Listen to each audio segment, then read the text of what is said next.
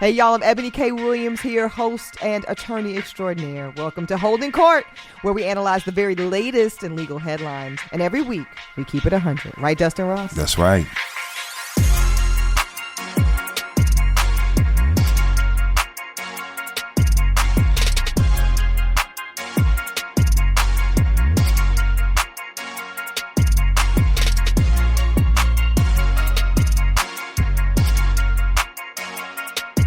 Dustin, honey, this is going to be a very fun rundown because we're starting with Marlon Wayans. Wow, someone good and funny. Actually, very funny. Yeah. I saw him in person, Gotham Comedy Club, I think, not too long ago. Hysterical. Very, very funny. Yes. Very funny. Legendary family. I will say Marlon Wayans has been very vocal and very visible the last several years, including beyond just his comedic presence, supporting his trans son, and also just talking very vulnerably about what's going on in his own personal life. For sure. So that's exactly what brings him to our docket today. Marlon Wayans has now filed for joint custody. I think many of us saw this coming because it just was not going well with him and his youngest child's mother. So we'll get into the tea on that and the legal details, of course. And then I'm going to combine these last two docket items, Dustin, because I think it's this broader address that needs to be paid to the Supreme Court. So I'm going to start with, of course, we remember just a week or so ago, AOC, the Congresswoman, introduced articles of impeachment. I want to talk about exactly what that means as it relates. Normally we hear that around presidents or maybe Congress legislatures, but we're talking about the Supreme Court. She actually brought articles of impeachment against not one, but two Supreme Court justices. We'll talk about why and if it matters and why it matters. Okay. Might surprise you on this one. And lastly, we're going to talk about this notion. This was actually coming from a juror. Shout out to our amazing jurors. We love y'all so much. Yes. Y'all are so engaged and you're so sharp and bright, and we just really appreciate y'all. And one of our jurors, Dustin, had a question in our comments. Shout out to Ashley and Jake on these fantastic social clips, these video clips that have really just elevated the reach of the show and the engagement of our jurors. So grateful for those. With both Dustin and myself. Yes, sir. And the question is, simply put, since the Supreme Court seems to be doing so much, causing such a ruckus, why not just expand the court? Like, why is that not the conversation? And I thought it was a brilliant question. It's a question that's come up a few times, particularly the last few years. And I've had the question myself. So let's get into it. I think it's time. We've touched on it historically, Dustin, but we in season 3. We strong in season 3. Yep. We're less than 6 months away from a presidential election. We have a Supreme Court that is getting articles of impeachment filed, all kinds of shit coming out of the decisions. Let's revisit. Why are we not stacking the court? And what does that even mean to stack the court? So shout out to our juror for that question. I had to get in the comments myself and be like, hey, Miss Ashley, we doing this. Put that one on the docket. Yes. So shout out to our jurors for helping executive produce this particular episode. We appreciate you. Appreciate ya. All right, so we're going to start with Marlon Wayans. Brother Wayans is 50. He's a grown man 50, and looks great, by the way. Absolutely. Looks great. First of all, 51 is not even anything in terms of age anymore. But I just want to acknowledge he was actually one of my adolescent crushes. I was never a Sean Wayans person. It was never anybody else but Marlon. You for like me. Marlon. Yeah. Yeah, I just like that thin, almost goof. I like a nerdy type, and that was his... Aesthetic. Posture and his aesthetic for a very long time. But I think he's grown into, I just think a very delicious looking grown man. And a good actor. A great actor, actually. Actually, a great actor. What did I just see? Oh, Aretha. Respect. Yeah. Respect. I'm still scared of that Negro from that. It was very believable, right? Extraordinarily so. Yeah, which made me want the Richard Pryor movie we were supposed to get, right? Which hopefully we still will get. Hopefully. Yeah. No, Marlon Wayans is a very good actor. That's a very good point. I was scared as hell. It was giving Bishop vibes. Yes, it was. Shit, I'm still scared of Bishop. He was acting like Mary and Precious. Listen, scary as hell. When people just put the fear of God in you, it lasts about 5 years. Okay, so Marlon Wayans has a young daughter. He just had this little girl. She's 18 months right now. Her name is Axel. and he shares this with an ex-girlfriend. They were not married, but they were dating. They were in a relationship. Ex's name is Brittany Moreland. She is 34, so there's a bit of an age gap, but I would deem for 51, I would say she's age appropriate. Yeah, for sure. No, definitely age appropriate. All right, so they were in a relationship. I'm not exactly sure how long because he didn't let us that much in his business, nor is it our business. But when we really found out about her, I would say as a public, was when it started to go left. So after the baby was here, there was some level of separation between the two. And then I want to say I remember the first reporting we did on it on the show, Dustin, was she said $18,000 a month for child support wasn't enough, right? She wanted more than that.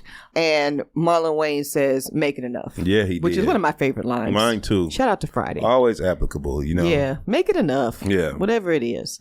The filing came 3 months after she filed the petition. So now what we're talking about today, y'all, Marlon himself is now filing for joint custody. And obviously this is a legal move to reduce what the child support is. So for those that aren't very familiar with child support court, shout out to you. No, because it's a real doozy. Yeah. So how it goes is typically like this. The more custody you have, so if it's half custody, a joint custody rather, physical and legal. And let me just break this down because I can't assume everybody knows. Let's talk about what legal custody is, Dustin. Legal custody is the right.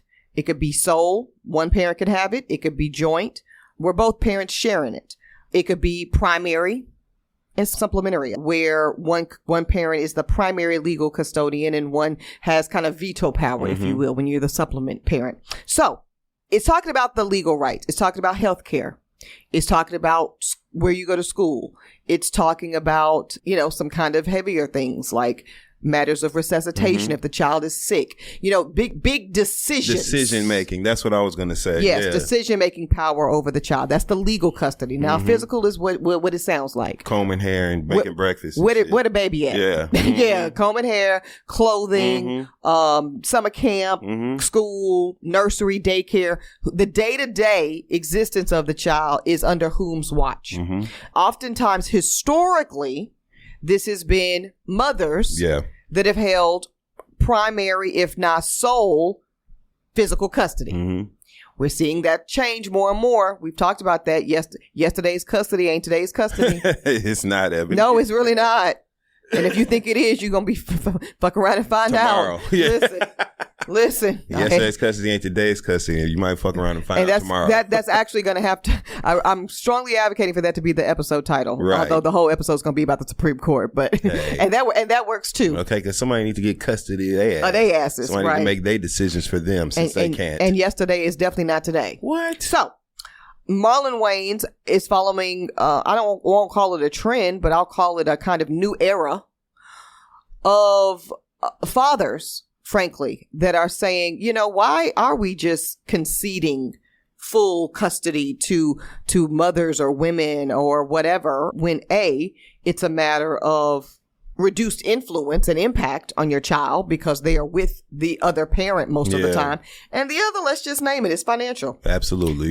Men are saying we're tired of, having a substantial part of our income financially supporting our children, but we're not getting the benefit of the time with the child. Now, some daddies are a little bit more, we'll call them hands off. A shame, but true. Yeah. But true, right? So they don't want to give the time, and they say they don't have, so they'd rather write the bigger check. I'm just telling y'all what the transaction looks like. So for some of these men or women, but mostly men, they're saying, I'll pay to not play. Literally. I will pay more by way of you, woman, having primary, if not sole, physical custody, and I will write a check to support the expenses associated with basically you raising the kid. Yep. But then there's other dads that are like, I'm good. No, I got the time, and maybe I literally have the time, or I would rather pay some of that money to child care assistance, just like some of these women are doing, and they're doing it that way. So that's where Marlon Wayans is, y'all. He's saying, okay, $18,000 wasn't enough for you a month for child support when you were the primary caretaker. Well, then I'll just take my own baby. Yeah. That's what these men are saying. So that's what Marlon Wayans is saying. So he's filed for that. This has come 3 months after the mother, Miss Brittany Moreland, she filed for full legal and physical custody, saying that she only wanted Marlon to give visitation. Mm-hmm. That's a tough position because when you're doing that, I'm going to say mostly ladies, you're asking the court to find something problematic with the opposing counsel or the father. And that's unless... What is it? Is he abusive? Right. Is he on drugs? Is he keeping firearms in the house? What is the reason in which the court would decide it is in the child's best interest? Because that's the only law that matters in family law. Y'all know that by now, right, jurors? Okay. Child's best interest to have only visitation from their own father who's wanting to be in the life.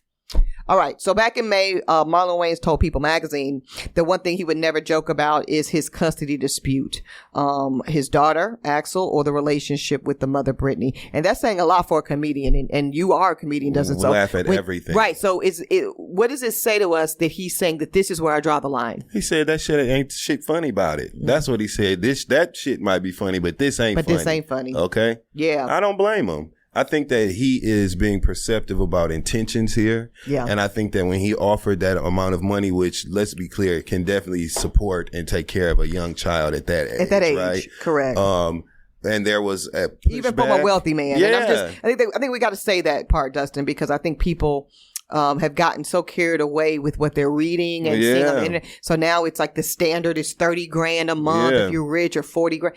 This is a little girl. She's 18 months. Mm-hmm. She's not in a $60,000 a year private school yet. Right. She's not in horseback riding lessons yet. She's not, that stuff is not applying. Right. We can talk about an adjustment later. Yep. She's 18 months. Yep. Knock it off. Yeah. Go ahead.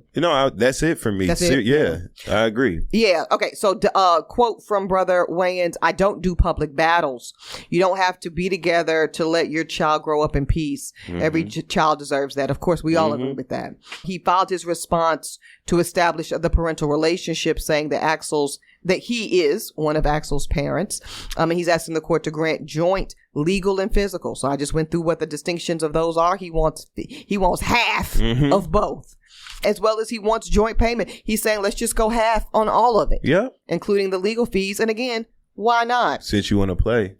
I would say this all really could have not even gone to this level had Miss Brittany just taken the $18,000 a month that he was paying and gone about her business. And she would have retained primary legal physical and gotten the $18,000 and went on about her business. But sometimes, this is the opposite of what we saw last week with Rachel Lindsay's husband. Mm-hmm. She made an offer. He rejected it. But no, that couldn't go either way, y'all. With Rachel's estranged husband, it went in his favor. So he was able to get just a little more. He didn't get much more, by the way. He got a little bit more. In this case, now she's up against a situation where she could get very reduced child support and reduced time with her kid, which for most mothers, not all, but most mothers is worse than the reduced money. Mm-hmm. Now you're splitting holidays, you're splitting. It's just really sad. All right. Wayans admitted that he did not like being called a visitor to his daughter, and I don't think many people would. Yeah. And I think that framing is problematic. Yeah. Because again, it means, what did you do to have your capacity as a co-parent reduced to a visitor? Especially when we know that what we've seen with him and his other children, right? Right. He's a present, active father. He proud gives a fuck. And very engaged. Absolutely. So I'm not surprised. He put on all the rainbows for Pride to support his trans son. Literally put them on. You know? Literally. And so I think took the heat for it. That's why we're seeing this. That's why he's like, oh well, hell no, let's just do this. He's saying you got the wrong one. Yeah, for sure. And some men would have just made it $25,000 a month and played that game. Yeah. And historically that has happened. I think, again, it's a new day. Ladies, it's a new day. And Marlon Wayans is definitely not the one to play with. Y'all saw him in a respect. Okay, because the way he tore that hotel room up. Oh, my God. Just that elevator scene. What? So no, I don't think I even played with it. She had that mink coat on. That actually was a good movie. It was but I'm gonna say it was an okay movie. Yeah, it was. It wasn't a bad movie. But I'm gonna say he gave an outstanding performance. He did. He really seriously. Did. like, should have gotten buzz for it. I was going to say, it wouldn't have been shocking to me if he would have gotten some buzz around award season. Yeah. And he would have been the only one. Yeah. The rest of y'all could have stayed at home and clapped. Yeah. But he should have been on that carpet. Yeah. For sure. Moving on. So this is what Marlon said. Do you pay all that money per month to be called a visitor? Do the math. This is delusional. I will let the lawyers and God do what they do. This is, again, with People Magazine. I'll be creating art from a broken heart. That's very sad. I got nothing but love. Even when it's bad, it's good. It's God. He's just being very emo, and I mean that in a complimentary way, right? Like, he's really letting us as the public, as fans, just kind of see his emotions around this. Which I think is smart. I think it's very smart for all the reasons that you think it's smart. Yeah, I was going to say. It's a good play because we like to watch people we feel connected to from a consumer lens, but it's a very good play from a legal lens because it humanizes him. It personalizes him. He is more than just a bank account now. He's a concerned father who has an emotional heartbreak as it relates to his access to his baby girl Axel. If I'm the judge, I would say I might be quite moved. I might be quite moved. Documentation filed by the mother, Miss Moreland, states that Axel spends 95% of her time with me and 5% with not the other parent. Okay, child.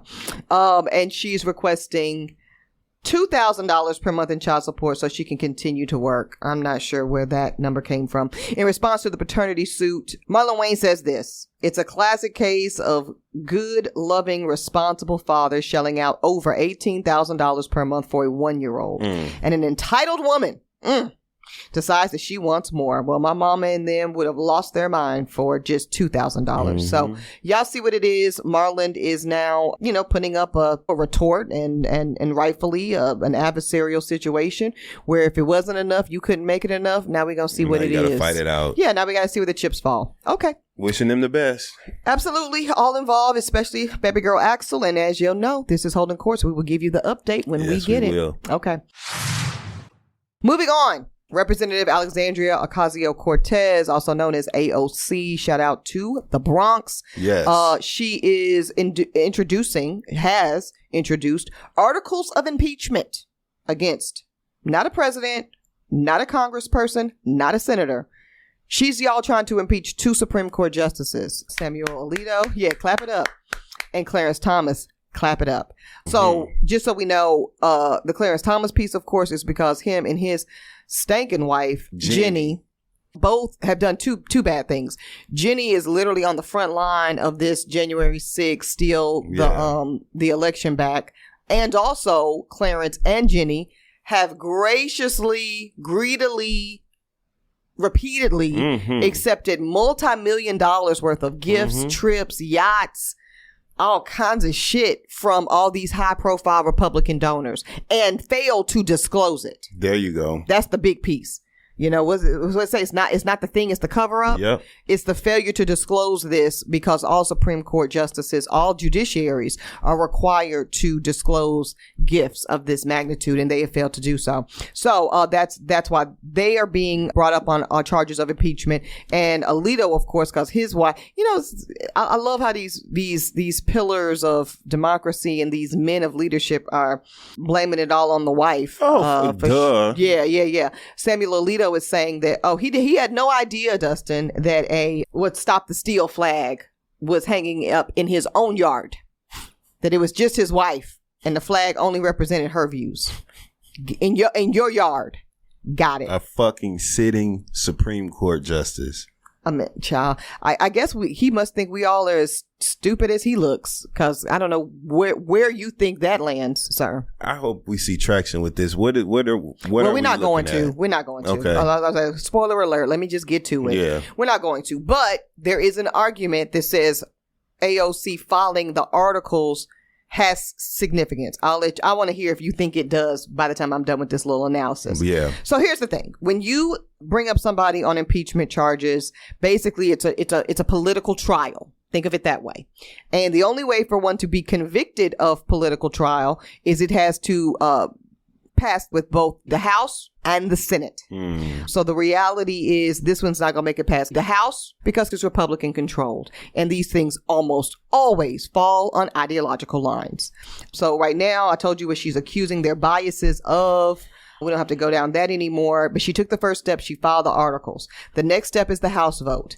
All it needs is a simple majority. So in some world, but if just even one more than the half votes to impeach, then that's an impeachment. And then it moves on to the Senate. But what we know for sure is because right now we have a sitting Republican majority in Congress. And see, y'all, this is why come November 5th, it all matters. The down ballot president, of course, we talk about it all the time, how important it is. But y'all don't seem to have a problem understanding that. What y'all struggle with is, and not y'all jurors, you know. Right. Not y'all. I'm going to do a Joe Biden. Y'all get it. Right. It's not y'all we're worried about. Right. It's the people that miss it. Anyway, it's the down ballot. It's your congressional people. It's your Senate. It's also your local judges, all that stuff. Anyway. Yes. Because it's a Republican control House right now, this will not go anywhere, Dustin. That's the answer to your question. If it were to, let's run it back where it has. When Democrats bought articles of impeachment against Trump, they were successful in the House at that time because they controlled the House, but the Senate acquitted him. So you need both is the answer. So this will not go anywhere. And if it did succeed past the House, which it won't, it would have to go to the Senate. And it's not a simple majority at that point. Then that has to be 2/3 of the Senate. Oh, okay. Yeah. So it's very difficult to get somebody actually impeached. Like the convicted thresholds, as you see, they escalate.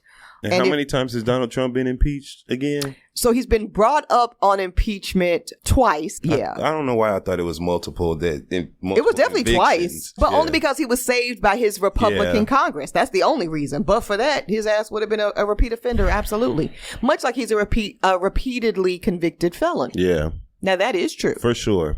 And one could say that has even more muster.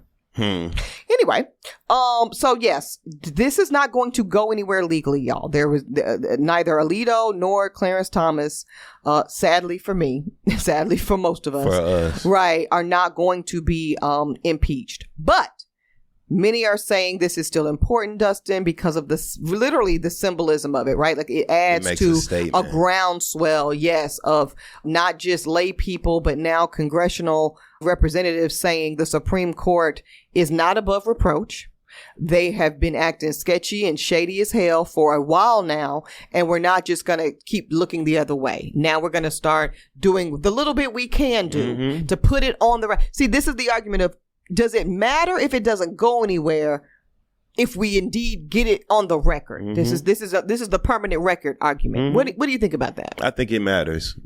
Ultimately, a historical record is all we'll have to talk about and to teach from. Good point. You know what I mean? So yes, you need to make those sort of official. So you don't want to talk about an official act. That's an official act. That's an official statement to be made. It represents, you know, a sentiment of a time. It represents that, hey, these people were doing fucked up shit and we're putting it on record. We're putting it on record. Consequence or not. So, normally I'm not a fan of symbolism in politics or in life. Yeah. Or in my relationship. No, I'm just playing. I mean, seriously. No, but dead ass. I'm an actions person. But I tend to agree with you, Dustin, on this. I think because it's the Supreme Court, because I come from an era where Supreme Court justices used to really give a fuck. Like they really did, more so that they'll let these presidents be out here on this partisan hack bullshit and these senators and but they used to really like stand on, we ain't that. They used to be like the DOJ. Like, we ain't that. I don't know what these politicians are doing. We're not politicians. They used to be very stern about that, Dustin. We are members of the judiciary. We're not like them, to use a very repeated statement right now, right? But now, this is a different kind of Supreme Court. This Supreme Court don't give a fuck. And clearly are many of them willing to let the integrity of both the court and themselves as individual justices go out the fucking window. That's so scary. And I guess for what? Like a little yacht trip? I mean, Clarence Thomas is selling out cheap as hell. Not that we're surprised. And Alito, we didn't really, many of us didn't know a whole lot about him beyond his judiciary work. I think we're getting to know a lot more about Samuel Alito in these last few years. And what we're getting to know, it looks like shit. So shout out to AOC for putting it on the record. And I think where this is even more impactful, and then we're going to move on, is if a few different people. So right now it's AOC. Okay, great. We just saw a couple weeks ago even more egregious acts from the Supreme Court around granting of the immunity to all presidents, the criminalizing, as they just continue to get more and more flagrant, Dustin, if enough, like if they keep getting brought up on charges, even if they never go anywhere, at some point that starts to stink. Good. And that stink is good for them. Okay. Moving on. All right, y'all. So this is a juror-produced question. We really love these. We don't do them all the time, but on occasion, y'all are just so damn good. Yeah. We got to bring it to the mic. So we had a juror ask this. Dustin, why don't you run down the question? So the juror asks, I'm wondering about this to E, which is you, love. And the juror said, E is me. Y'all got that? Okay, go. The juror said, can you please explain why Biden will not stack the courts? Could this Supreme Court rollback of settled laws not have been prevented had Biden stacked the court? Now that's a QTNMFA. Okay, What's that's a question that need a motherfucking answer. I like that. Because I want to know that as well. Same thing. Yes. Yeah, no. So let's get to it. So let's define stacking the court. Stacking the court is a colloquial term that tends to mean just simply putting more justices on the bench, putting more people on the job. And historically, there is precedence for this. And it's because this is going to get to the answer. I'm going to tell you what Biden historically has said about this and why, spoiler alert, he has been against it. Most presidents have been against it because the number of Supreme Court justices has been set at 9 since the year 1869. So shortly, a few years after slavery is when the emancipation, rather, of African slavery here in America.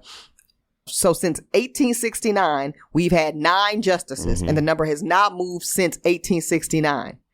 But this country wasn't founded in 1869. Let's be clear, right? Okay.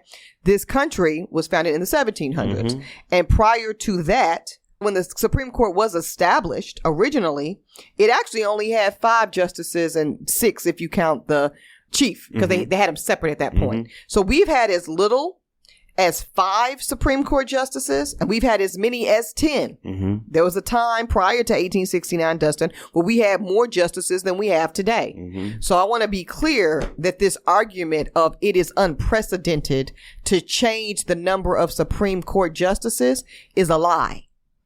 That's a lie. It's simply been a long time since it's happened, but that number has changed. That rationale wouldn't do anything for me as a person who sees the need to expand it currently. I wouldn't give a damn about the fact that it hasn't been done. We also haven't had, a Supreme Court that gave presidential immunity. I agree with you. I agree with you. But also, it has been done. Yeah. So that's what I'm saying. I hear what you're saying, which is even if it hadn't been done, who cares? But to the purists, right? To those that want to stand in tradition or whatever and stand on precedent, I'm telling you, there is precedent for it. So it's pick your adventure. Either argument you want to play justifies the consideration of it now. Now, who has not been on board with that thus far is Joseph R. Biden. And again, not just him. Obama could have done it. He didn't do it either. Clinton could have done it. He didn't do it either. There have been times where the liberal slant, I think, hasn't ever been this severe, but I think there's been times where it's been 5-4 liberal justices, and Republican presidents haven't done it either. Well, we didn't have the threat of a renegade who didn't give a fuck about any political processes that have been established prior to him and is willing to uproot all of that for his own gain selfishly. That's a new thing this degree. What you're saying, Dustin, in kind of formal terms is regardless as to the unprecedented or precedented nature of changing the number of justices, the terms and conditions, emphasis on conditions of today is unprecedented. That's the part that's unprecedented. Dustin's saying, and I totally agree, and I think this is what many people are thinking if they're not saying it, is that we are living in an unprecedented time where justices are doing unprecedented things and are causing unprecedented results. So perhaps this calls for an or underprecedented response. Absolutely. That's the argument. I like it. I'm with it. I'm a big fan, by the way, of expanding the court because I think that so much has evolved. So much has evolved that 9 justices just ain't going to do it anymore. Insufficient. It is insufficient. But I do want to lay out where Biden has been on this historically. He's been opposed. He said, and this is around 2021, that it might politicize the court in a way that's not healthy. Wait one more second. I know how you feel. He's saying, and this is Joe Biden, maybe it's just the optimist in me. Put a pin in that optimist in me part. I think that there's some of the court are beginning to realize their legitimacy is being questioned in ways that it hadn't been questioned in the past. He said this on MSNBC on Nicole Wallace's show. Again, y'all, this is back in 2021. I think Joe Biden has to look at that different now. Put your bifocals on. And plug in the IV. That's right. Plug it in. Gas up the whatever the fuck else help you need to see this clearly. Like, well, because what he's saying, I could make an argument that it was true at that time. What did I just open with? There was a time. And so you got to remember, y'all, Joe Biden been on the hill for 30 years. So he's probably thinking about that time. Yeah. He's thinking about 1990s. He's thinking about the 80s. He's thinking about the early 2000s, where John Roberts, walked up there and saved Obamacare. Sir, I'm about to call him something else. Those days are gone. Those days are gone. And the appeal of this radical nature of what Republicans are doing right now in politics, it's appealing to younger voters, younger people. That's why you see all these incidents of like flagrant, blatant racism and racial attacks in schools and shit now. And that's the concern. That's why you need to establish, things and guidelines to keep this shit on track. That's it. Because it's only gonna get worse. So the optimistic, rose-colored glasses thing. Yeah, that's why I say put a pin in that optimist. Yeah, there's no more room for any more optimism. It's the benefit of the doubt. No more benefit, all doubt. That's at this right. point.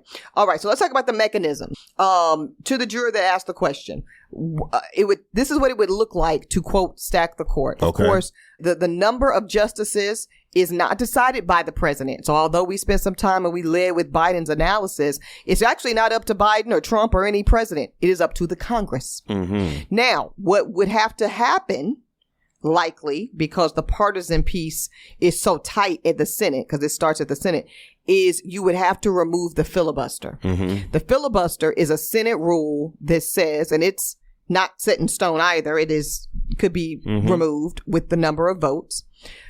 Normally, something passes the Senate with a simple majority. That is why Kamala Harris, vice president currently, has the record for the most number of Senate wins with that tie-breaking vote. When we're at 50-50, which was where we are now, she has to be that tiebreaker. Thanks for nothing, Joe Manchin. Anyway, she has to be that tiebreaker. But when you talk about a filibuster, it requires 60 votes. So just Kamala or whatever Dem VP is not going to get it. Yeah. You got to have an additional 9 to get you to that 60. And so far, this is where, Joe Biden has also been unhelpful. He has not been willing to advance an effort to get rid of the filibuster. I've been saying, stop being pussy. Get rid of the filibuster. Win like on any other legislative issue. If you got the 51, you got it. If you don't, you don't. Let's just go with that. That filibuster is a safety net for political status quo. And 9 justices is political status quo, and that is why it has been consistently held. I say get rid of so in order for this to advance, in order for us to see what 10 or 12 or what many people are calling for, which is 13. Many people are saying a Congressional Progressive Caucus has called for this. People have also proposed term limits, because right now the Supreme Court are lifetime. Yeah. And so, but because of all of this, it's just a lot. But it can be done. I'm telling you how to do it. You got to remove the filibuster. What does he have to do that? Does he need support from... That's Congress. Okay. Yeah, that's Congress. Well, let's do it, Connie, because that's how you win the election. I concur. If that shit came out in the news tomorrow, right? Come on. Now that's it. That's it. Okay. All right, y'all. Listen. That's it for now. We will definitely be revisiting these issues of all of this, because as you see, is the tempest getting hot, much like the temperature outside, which is why Dustin has on these short ass shorts today, y'all. That's right. I wish y'all could see him. Hoochie Daddy. Listen, it's giving caramel goodness. It's giving what was that really good caramel? Not the sugar babies, the sugar daddy. Sugar daddies. That's right. Mm-hmm. You my sugar daddy, and the I big like ones. it. That's right. Oh, I'm gonna leave him alone, y'all. It's getting spicy. All right, y'all. Join us next week when the court is back in session. In the meantime, stay safe, keep your faith, and what you want the people to do, D? Read your terms and conditions and stack the goddamn Supreme Court. Listen, that's what I want done. Stack it. Okay, again, Holding Court is produced by Uppity Productions. Host and executive producers here, Eboni K. Williams, yours truly, and the Dustin Ross. Executive producer in Dossie, McCraw. Our senior producer, Ashley Hobbs. Creative consultant, Jay Kleinberg. Follow us on Apple Podcasts, Spotify, and any and everywhere you get your podcast.